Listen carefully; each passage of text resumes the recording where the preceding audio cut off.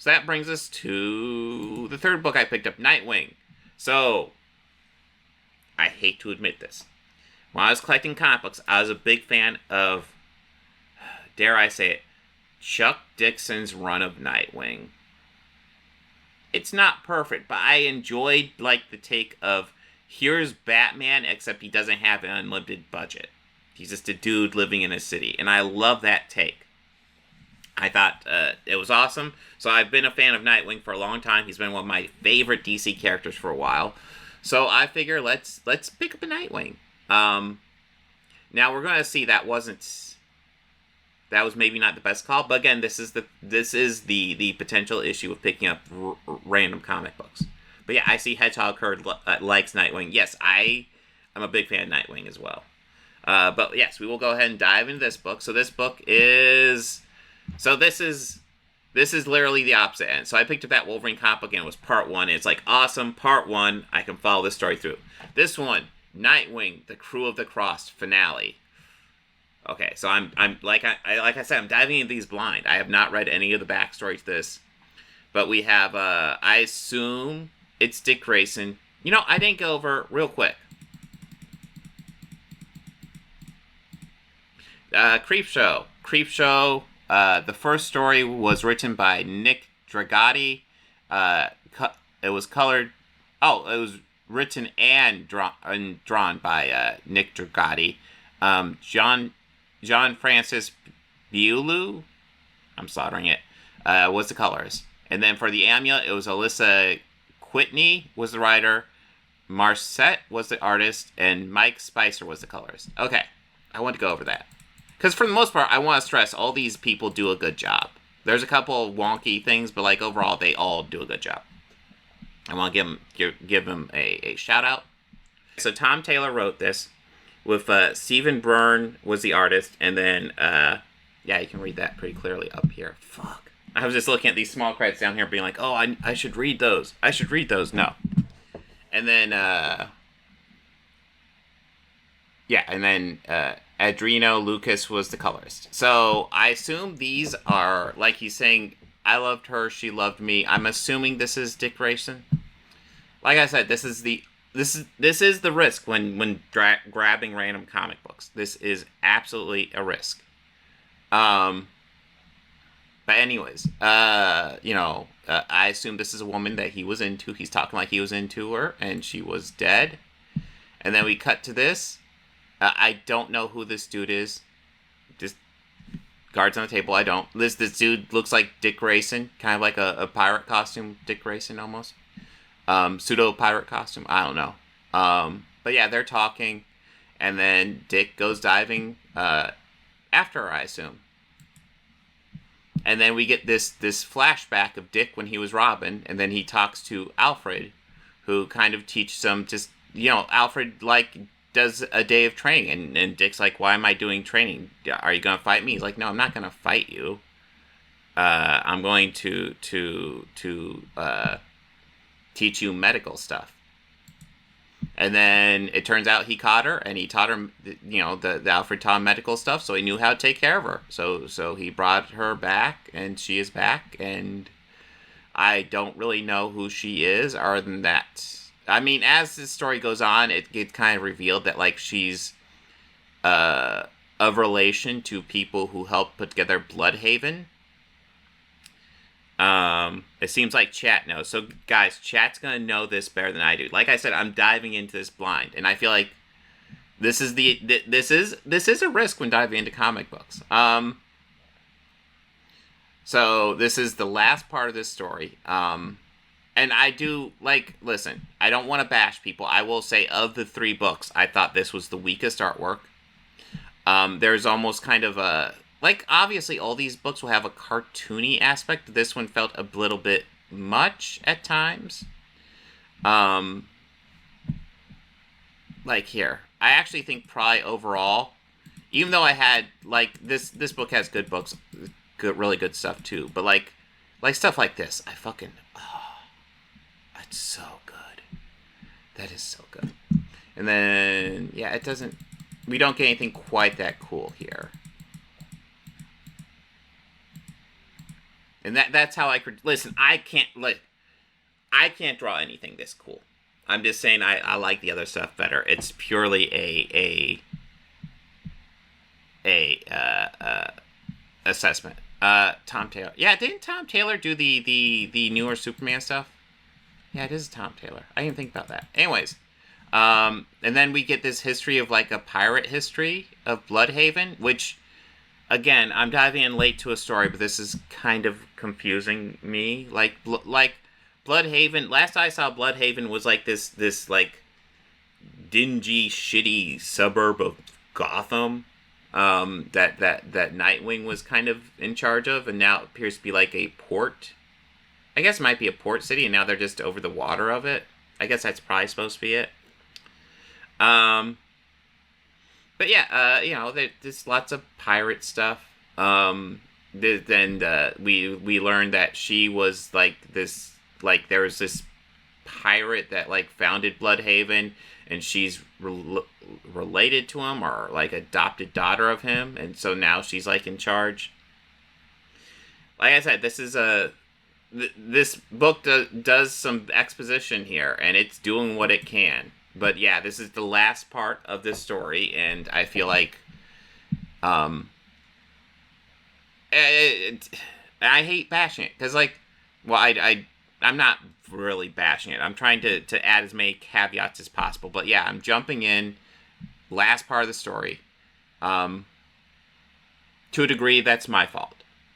But I also, like, I don't know. I guess it does what it needs to kind of set up. But, like, I'm not really engaged. Like, these two obviously have a relationship. There's much more of a background there than I know of.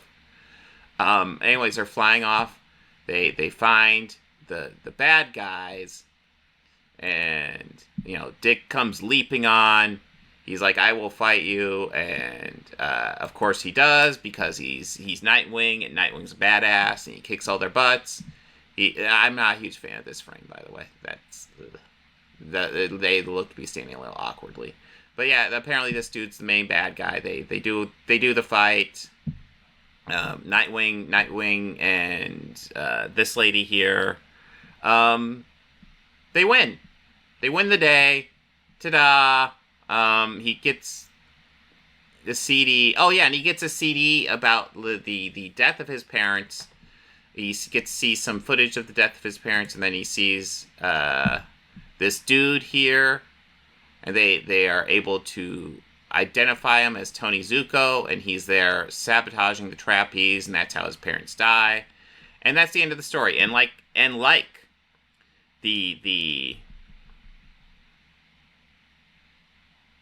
yeah, okay. I know, like, comic book locations, especially in DC, can get wonky. Hedgehog Nerd here. Well, Bloodhaven is a suburbs of Gotham, and sometimes it's just in our city. Yeah. But yeah, so Tony Zuko fucked up Dick Grayson's parents, and so now he's pissed. And then next is Beast World, and you don't even have to wait, because it's the same fucking issue. So Gotham. And then you have the police, and they're signaling for Batman, and this owl thing comes down, and Robin knocks it out, and then he's like, guys, don't,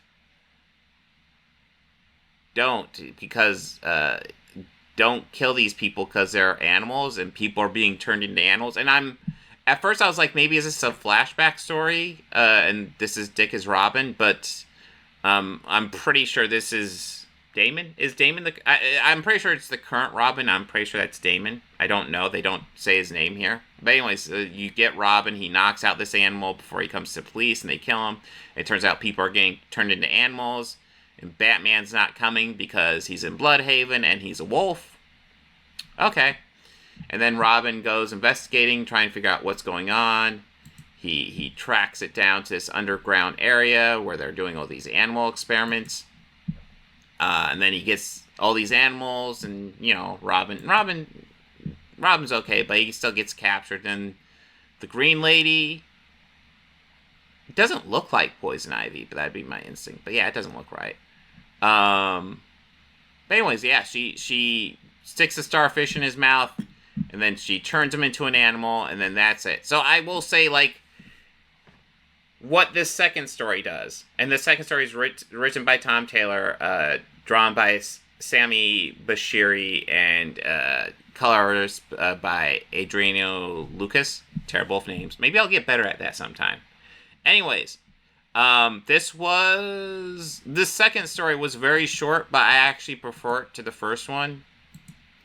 It kind of gets you set up. It's supposed to be like a prequel to this Beast World story I assume they'll be doing in Batman.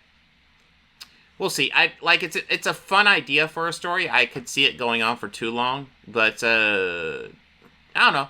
Like, it got me kind of interested to dive into the next one. But, like, I will definitely say for me, this was the weakest of the bunch. I would give this one probably about a 3 out of 5. And did I give a rating for... I'm pretty sure I did, but I'll double check and just give myself some good recording here. I would give Creepshow 4.5 out of 5. But Creepshow did end up edging out Wolverine as my favorite of the 3 books. And it was... guys, I cannot stress this enough. It was fun diving into these comic books. Like just going to a comic book store. And I actually found this really nice comic book store near my girlfriend's. Like, it's packed with comic books, and the guy you can tell he loves comic books. He even does this thing where, like he has graphic novels, but next to the graphic novels, what he does is he takes the original comic books and bundles them together and puts them for a decent price. And it's collected storylines for bundled together. So he's keeping track of how the storylines are playing out and bundling them together. So, like, you can just buy the whole storyline right there. It was awesome. It was a great comic book store, so it's cool to go there. And he has comic books and he lists the newer ones and stuff like that. But anyways, so since I had to get ahead of the game, I had to, because I'm not going to be able to get there for like a week and a half at least. So to get next week's books, I had to get ahead of this.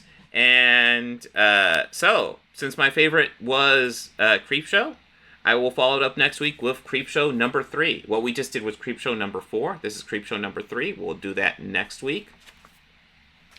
And we'll dive into a different DC one. And this is just one that the cover art kind of sold me. I'm kind of interested to see what is going on in this book, which is Wonder Woman number 4, Dawn of DC. Apparently she's a traitor or something. We will see how that goes. And then this one. This just sounds cool. I think this is an event comic book. I know Dane's been talking about stuff like this, and this just looks cool. Fucking Fall of X number 1. I picked it up to cover next week. So those will be our 3. There are 3 books for next week. Overall, I like all the books I covered this week to a degree. I can say positive things about all of them. And what I think is interesting is that outside of maybe a quick line from, talking about how, they're just looking for money in the rest home, in that Creepshow book, what are we even talking about with this wokeness stuff that these guys are pushing? It's insane. It's nonsense. And not only that, just picking up 3 random comic books and having 2 of them be, really fucking good is awesome. That's a good fucking day in the comic books. I enjoyed it thoroughly. Just absolutely thoroughly. I look forward to doing more of these guys with you. I hope you guys enjoyed it as well. And I got plenty of requests. Awesome. Well, I'll look through. I saw lots of stuff for Birds of Prey. Lots of stuff for Miles Morales. Lots of stuff for... I will go through the chat later. But I'm excited. I'm excited to see what you guys said. But yeah, it was fun. I hope you guys enjoyed it as much as I did. It was awesome. It's good to see you again. Robin? I haven't used that name in a long time. Call me Nightwing.